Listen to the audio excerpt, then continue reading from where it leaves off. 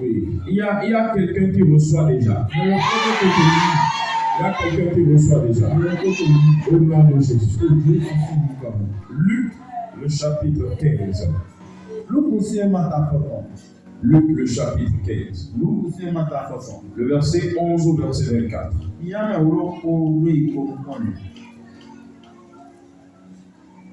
Il dit encore, il y avait un homme avec 2 fils. Le plus jeune dit à son père, mon père, donne-moi la part de bien qui doit me revenir. Et leur père partagea son bien. Peu de jours après, le plus jeune fils ayant ramassé tout, parti pour un pays éloigné, où il dissipa son bien en vivant dans la débauche. Lorsqu'il eut tout dépensé, une grande famine suivait dans ce pays et il commença à se trouver dans le besoin. Il alla se mettre au service d'un des habitants du pays qui l'envoya dans ses champs pour garder les pousseaux. Il aurait bien voulu se rassasier des carouages que mangeaient les pourceaux. Mais personne ne lui en donnait. Étant entré en lui-même, il se dit, combien de mercenaires chez mon père ont du pain en abondance, et moi ici je meurs pour faim. Je me lèverai, j'irai vers mon père, et je lui dirai, mon père, j'ai péché contre le ciel et contre toi. Je ne suis plus digne d'être appelé ton fils. Traite-moi comme l'un de tes mercenaires. Et il se leva et alla vers son père. Comme il était encore loin, son père le vit et fut ému de compassion. Il courut se jeter à son cou et le baisa. Le fils lui dit, mon père, j'ai péché contre le ciel et contre toi. Je ne suis plus digne d'être appelé ton fils. Mais le père dit à ses serviteurs, apportez vite la plus belle robe et l'enveloppez. Mettez-lui un anneau au doigt et des souliers aux pieds. Amenez le veau gras et tuez-le. Mangeons et réjouissons-nous. Car mon fils que voici était mort. Et il est revenu à la vie. Il était perdu. Et il est retrouvé. Ils commencèrent à se réjouir. Au nom de Jésus. Amen. Et est-ce que nous avons lu est une des paraboles de notre Seigneur Jésus. Et c'est la parabole du fils prodigue que nous connaissons très bien. Et ce matin, je veux m'inspirer de cette parabole pour vous parler de la restauration. Et pendant que je serai en train de prêcher, je prie que l'Éternel te restaure. Parce que nous sommes en train de parler de débordement de grâce cette année. Et il ne nous reste que quelques jours seulement pour finir l'année. Je suis certain que certaines personnes n'ont pas encore reçu leur portion de grâce. Ce n'est même pas ce qui m'a motivé. Mais c'est poussé par l'esprit que je prêche ce message ce matin. Et je sais que Dieu veut restaurer les vies. Je prie que Dieu te te restaure. Je dis que Dieu te restaure. Je dis que Dieu te restaure. Dans le nom de Jésus. Quand nous parlons de la grâce, la grâce est un don immérité que Dieu nous donne. Un don immérité de Dieu qui nous place dans sa faveur, dans sa bénédiction. Je ne vais plus trop définir la grâce. Parce que nous comprenons déjà ce que c'est que la grâce. Mais parfois, à cause de nos choix, à cause de nos choix, de nos erreurs, des circonstances de la vie, nous nous éloignons de la grâce de Dieu. Nous perdons parfois la grâce de Dieu. Ou la grâce de Dieu diminue dans notre vie. Mais nous devons savoir que Dieu est toujours prêt à nous restaurer. Et je prie que pendant que tu désires la restauration, que toute forme de grâce qui t'a quitté, que cette grâce te soit restaurée. Au nom de Jésus. Alléluia. Je dis Alléluia. Alléluia. L'histoire nous parle d'un homme qui a 2 fils. Cet homme était riche immensément. Et subitement, son fils cadet est venu le voir. Il dit, mon père, je veux la part de mon héritage. Le père n'a pas beaucoup réfléchi. Il lui a donné ce qui lui revient. Mais le fils cadet, ce petit-fils, il a passé quelques jours avec son père. Mais quelques temps après, il a décidé de sortir, quitter la maison. Parce qu'il a vu qu'il est déjà autonome. Oui, j'ai tout. J'ai de l'argent. Je peux me battre. Je peux m'en sortir. Parfois, nous nous comportons ainsi avec Dieu. À cause d'une petite grâce que Dieu nous a accordée. Ou à cause d'une petite bénédiction que Dieu nous a accordée. Nous ne commençons pas à nous éloigner de Dieu. Nous ne prions plus comme avant. Nous ne servons plus Dieu comme avant. Nous ne venons plus dans la maison de Dieu comme avant. Nous commençons par nous éloigner de Dieu. Comme ce fils, il a dit, je vais quitter la maison. Et il a quitté la maison. Au cours de l'année, qu'est-ce qui t'a séparé de la présence de Dieu? Ce fils s'est séparé de son père. Je suis sûr, il y a des enfants de Dieu qui m'écoutent ce matin. Et à un moment donné, de l'année, depuis janvier, à un moment donné, tu as refroidi. Oui, tu t'es retiré de la présence de Dieu à cause de quelque chose ou même à cause d'une situation. Tu t'es découragé.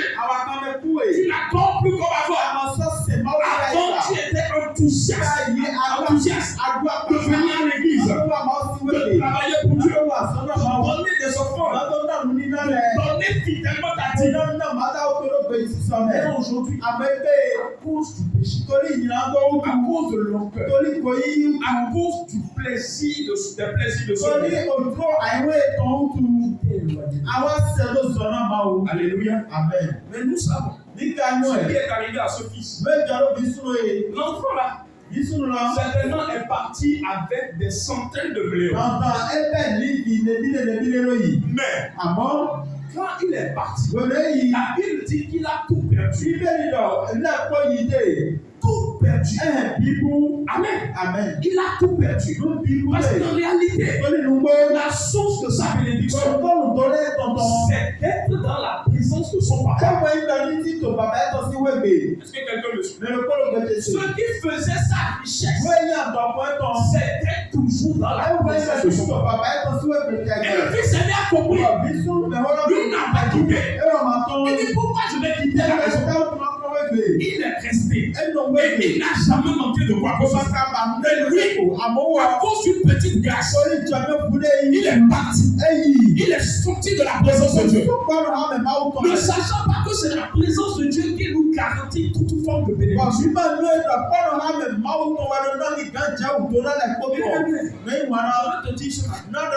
C'est la présence de Dieu qui garantit la grâce de Dieu. Tu ne peux jouir d'aucune bénédiction. Tu ne peux jouir d'aucune grâce en dehors de la présence de Dieu. Et aucune bénédiction que Dieu va te donner ne va demeurer éternellement si tu ne restes dans la présence de Dieu. Est-ce que je veux dire?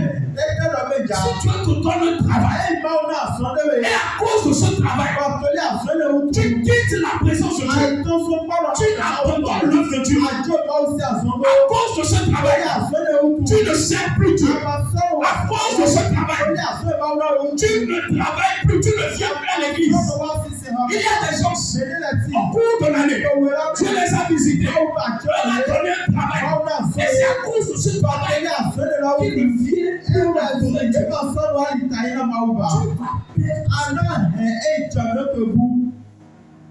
Tu vas perdre cette place. Il n'y a rien à faire. Il faut que je vous dise la vérité. Parce que c'est la présence de Dieu qui garantit, qui sécurise la grâce. Dieu t'a donné un mari. Et à cause de ce mari, tu n'accordes plus Dieu. Qu'est-ce que Dieu a reçu? À cause de l'argent, à cause de commerce, tu ne viens plus. Tu n'es plus dans la présence de Dieu. Et il y a d'autres personnes qui viennent à l'église. Mais ils sont loin de Dieu. Tu viens à l'église, mais tu es loin de Dieu. À cause de la vie que tu mènes, à cause du péché, tu es à l'église, mais spirituellement tu es loin de Dieu. Cet enfant-là, à la longue, je ne sais pas combien de temps ça va, mais pas fini. Peut-être le premier jour, il était heureux. La Bible dit qu'il a fait tout ce qu'il veut. Il allait dans la boîte de nuit. Oui, il jouissait de tout parce qu'il avait l'argent. 20 ans de vie. Et tant que ce n'est pas dans la présence de Dieu, même si ça fait 5 ans, tu vas perdre. Mais ce matin, je ne veux pas que tu perdes la grâce que Dieu t'a donnée. Si Dieu t'a donné quelque chose, conserve-la dans la présence de Dieu. Amen. Certaines personnes ont perdu ça. Comme ce fils. Mais ce fils, la Bible dit, il est rentré en lui. Oh, je prie que quelqu'un rentre en lui. La Bible dit qu'il est rentré en lui. Parce qu'il a commencé par vivre une vie bizarre jusqu'à ce qu'il désirait manger la nourriture des pauvres. Je prie pour toi ce matin. Toi, ton cœur n'ira pas jusque-là. Tu ne vas pas manger la nourriture des pauvres. Est-ce que je parle à quelqu'un ce matin? Est-ce que quelqu'un m'entend ce matin? Je prie dans le nom de Jésus. Toi, ton cœur n'ira pas jusqu'à ce destin. Tu ne vas pas désirer la nourriture des pauvres.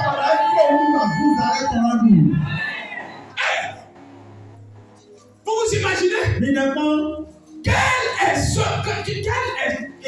cette situation, cette condition a poussé quelqu'un? Il est dans une situation tellement critique jusqu'à il désirer la nourriture des pauvres. Il désirait la nourriture. Maintenant, vous savez avec moi que la nourriture des pauvres, c'est la nourriture. Est-ce que vous êtes d'accord avec moi?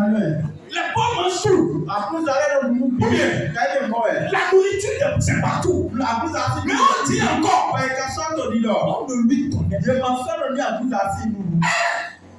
Ça veut dire que les pauvres étaient encore mieux que lui. Dis avec moi, pendant que tu dis, Dieu éloigne soit de ta vie.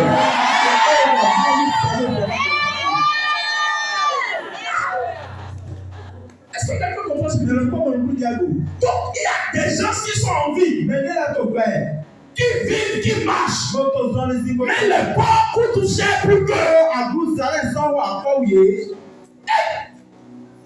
Les pauvres sont encore mieux que. Les pauvres. Imaginez. Dans quoi ils s'en retrouvent. Toi, ton cas sera différent. Est-ce que c'est comme ça? Lève-toi. Dis Seigneur merci. Dis Seigneur merci. Parce que toi, tu n'es pas comme un pauvre. Dis encore merci Seigneur. Dis merci, dis Jésus merci. Alléluia. Il dit, on ne lui en donnait pas. Il désirait la nature. Mais ça là aussi ne doit pas. Un enfant riche. L'enfant d'un riche, un enfant glorieux, il est tombé jusqu'à ce niveau. Mais je peux comprendre qu'il vit la même vie comme Paul. Et la Bible dit que les pauvres s'accordent. Je prie dans le nom de Jésus. Je déclare sur la vie tout ta venue sur la terre. Aucune situation ne t'amènera à être comparable à un pauvre.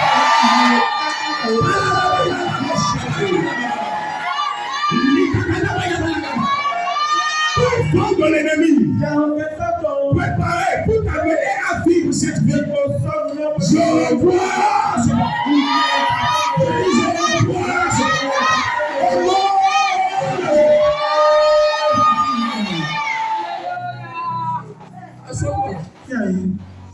On peut prier ce matin, mais la manière dont tu es lourd, je laisse. Je vais laisser. Que Dieu bénisse quelqu'un. On dit qu'il a tout perdu. Mais la Bible dit qu'il est rentré en lui. Le problème, c'est que beaucoup n'arrivent pas à rentrer en lui. Parce qu'il y a toujours l'orgueil dans le cœur. Et il y a pour certaines personnes, Satan continue de parler dans le cœur. À cause de l'orgueil, il n'arrive pas à rentrer en lui. Vois ce que tu es en train de traverser. La vie que tu es en train de traverser. Mais cet enfant, il est rentré en lui. Il dit, ce n'est pas grave. C'est vrai, j'ai tout perdu. J'ai tout perdu. Les pauvres valent mieux que moi. Mais je vais retourner chez moi. Oh, je vais retourner à la maison. Je vais retourner à la maison. Vous savez, il y a des gens, malgré qu'ils abandonnent Dieu, et la vie est devenue dure. Il n'aime plus revenir. Vous savez ça? Ils ont quitté l'église, vous les voyez. Ils ne viennent plus adorer le Seigneur Dieu. Et leur vie c'est devenu.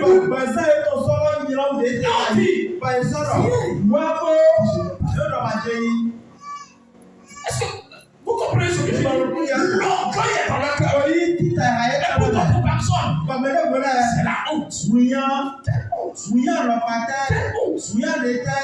Je veux dire à quelqu'un que la honte ne te fasse pas fuir la présence de Dieu.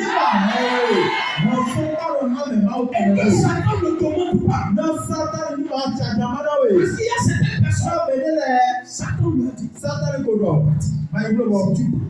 on va se moquer de toi.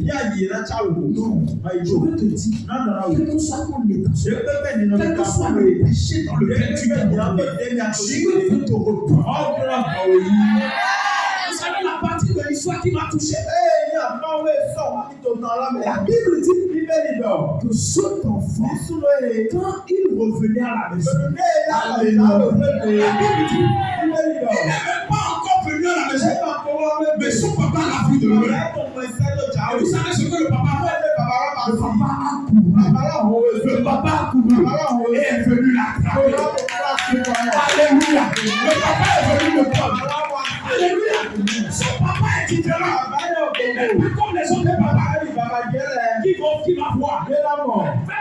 Ne permettez pas que ce tuto vienne. Vous savez ça? Oui. Ne permettez pas que ce tuto rentre dans ma maison. Il a pris tous mes biens, il est allé gaspiller. Je lui ai donné des terrains, je lui ai donné de l'argent, je lui ai donné véhicule, je lui ai donné moto. Il est parti, il a tout gaspillé. Et il me dit encore, il veut encore prendre. Fermez-moi le portail. C'est ce que le bon papa a dit. Ou bien, et les autres vont venir dire,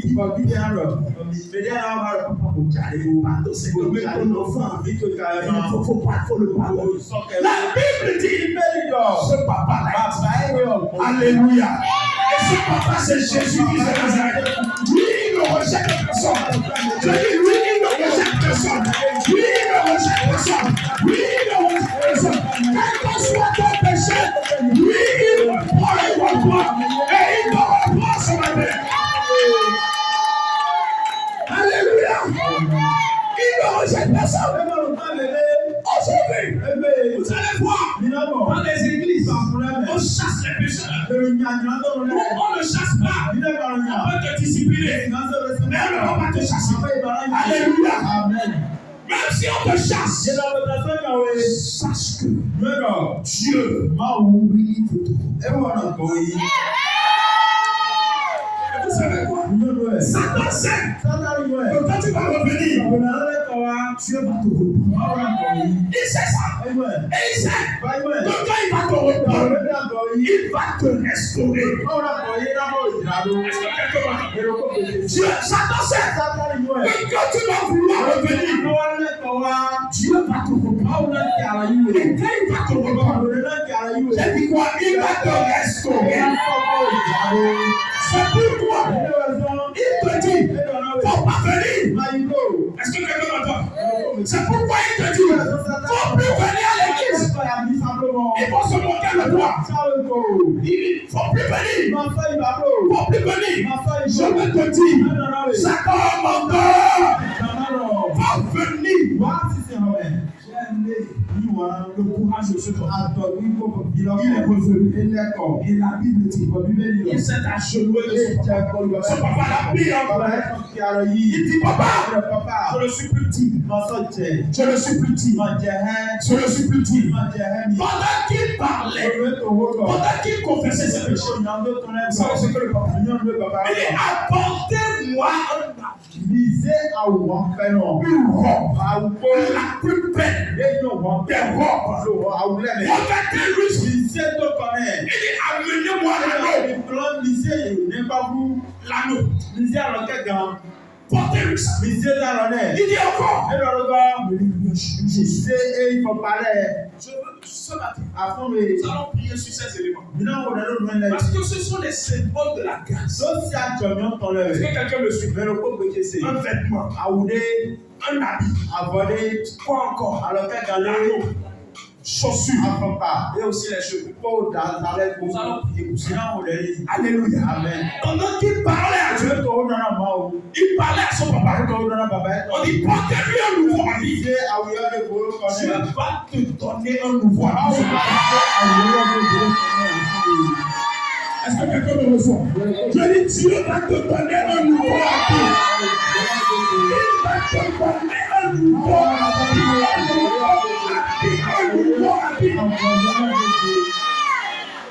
Tu n'as pas compris. Vous vous rappelez de cet homme, de l'enfant là? Est-ce que vous vous rappelez? On a dit que les porcs étaient mieux habillés. Donc imaginez la vie qu'il a portée pour venir voir papa. Imaginez. Si les porcs, ils se lavent dans la boue, qui s'attendent, était mieux que ce gars. Imaginez l'habit. Il a porté.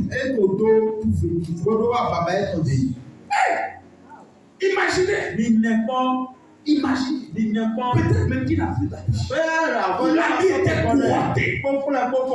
Ça sort. Ça dégage. Oui, c'est le symbole du péché. Est-ce que quelqu'un me reçoit? C'est le symbole du péché. Mais quel que soit l'état de ton habit, Dieu veut te donner un endroit.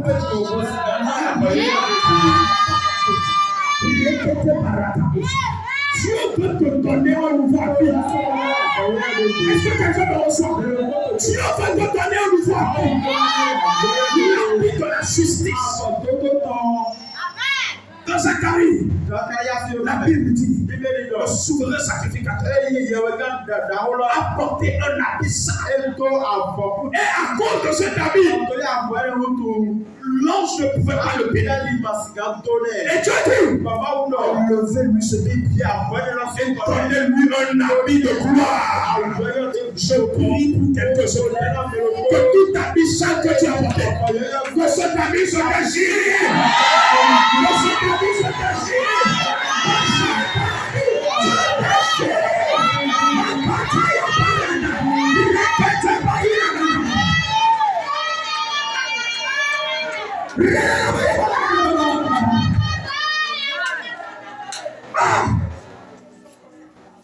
Je ne sais pas dans quel habit tu es venu ce matin. Oui, physiquement tu as porté un joli habit. Oui, le souverain sacrificateur avait un beau habit rempli de pierres précieuses. Les pierres, vous connaissez les pierres. Aujourd'hui, les femmes coupent leur habit, mais elles mettent les pierres. Mais les pierres de ce homme-là, c'était comme des diamants. Oui, c'est ça, il a porté physiquement. Mais spirituellement, il avait porté un habit. Tu m'écoutes tout ce matin. Tu es bien habillé. Mais spirituellement, il y a un habit saint. L'habit de l'impudicité. L'habit de l'ivrognerie. L'habit du vol. Mais quel que soit l'habit, je vais te dire que Jésus va te donner un nouveau habit.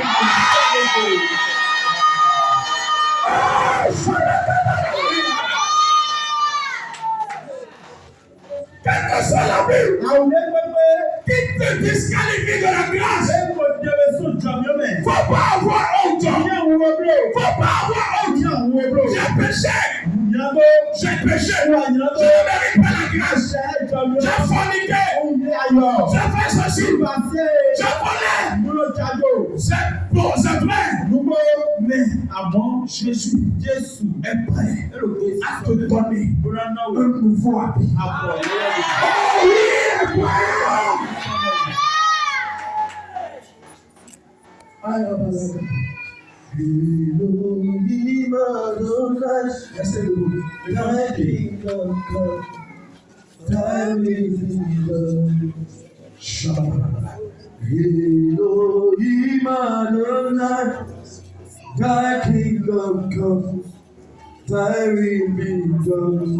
J'étais sur une église la dernière fois pour une semaine de réveil. Et à la fin, une dame est venue me voir. Et je priais pour elle. J'ai vu un homme debout qui gardait un habit et voulait lui porter. Et la dame dit, pasteur, je vais vous parler d'abord. Il dit, pasteur, là où je suis là, il y a une forte malédiction sur ma vie. J'ai dit comment ça? Elle dit c'est ma maman qui a commis un acte. Je ne me rappelle plus trop, mais c'est comme si elle est allée prendre le mari de quelqu'un. Elle a couché encore avec des choses bizarres. Jusqu'à tuer quelqu'un. En fait, quelque chose d'ignoble. Quand elle a raconté ça, ça m'a tellement choqué. Il dit, c'est à cause de ça que je suis comme ça. Il dit, c'est ça qui suit ma fille aussi.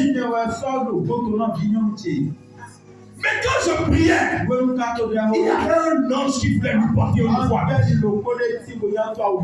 Est-ce que tu m'entends? Je ne sais pas dans quel péché tu t'es retrouvé. Mais Jésus, ce matin, veut te porter une voix. Si tu lui confesses ton si tu confesses ta péché de tout ton cœur, comme cet enfant, il va te rester. Je te donne une minute. Parle à Dieu. Et nous allons commence à parler à Dieu.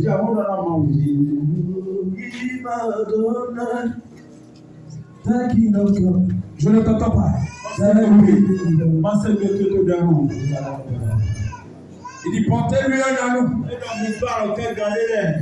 C'est le symbole d'autorité. Oui, c'est le symbole d'autorité. C'est aussi un mariage perdu. Oui, un mariage perdu. Oui, à cause d'un acte. Tu as perdu ton amour. Dieu veut te porter un nouveau. Les sandales.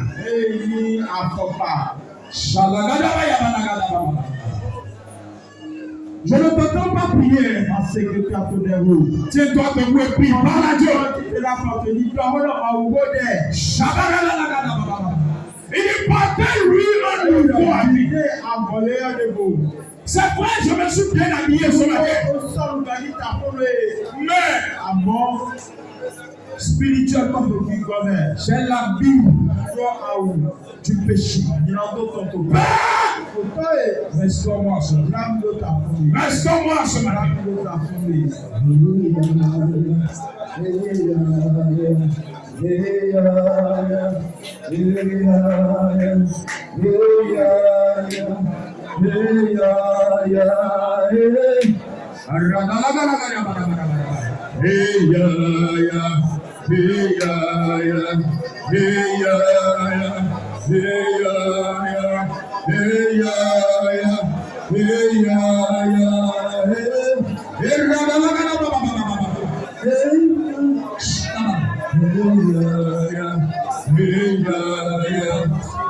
Restaure-moi ce matin. Parle à Dieu, dis Seigneur, restaure-moi ce matin. Je dis parle à Dieu, restaure-moi. Restaure-moi ce matin. Restaure-moi ce matin. Restaure-moi.